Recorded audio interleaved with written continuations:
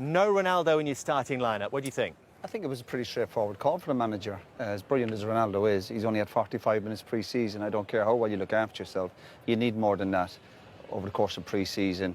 And I think he's looking at the players he's got. Brighton at home, he still probably thinks we fancy our chances without Ronaldo to beat Brighton. Do you not think it sets the tone, though, for the way it's going to look moving forward? No, not really.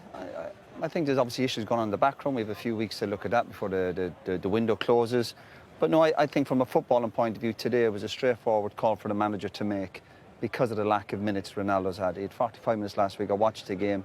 He didn't exactly put himself around, so he certainly needs more minutes under his belt before you can trust him to go into a Premiership match. So I think the call from the manager, it was just common sense, really. What's your take on it, Karen? I think you said there about taking, maybe if you started him and he's only played 45 minutes, what precedence does that show to the rest of the team? So flipping it the other way.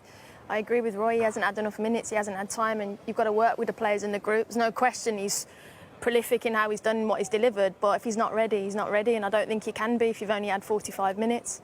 Yeah, I think it's the right call. How do you think he will take the news, Mike? Not well, because, we've seen in a pre-season game where he's sort of undermining the manager when he was trying to give him instructions, but it's Ronaldo. They've got to make a decision on what's going to happen. They've either got to integrate him in the squad.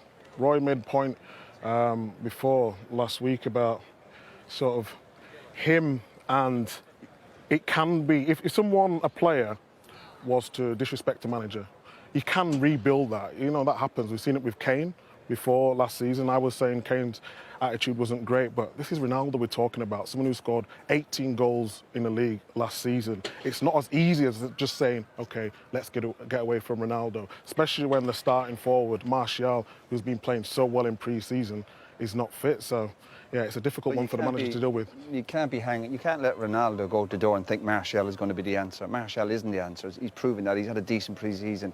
Big deal. But they haven't got enough options at this moment in time. It might change over the next few weeks.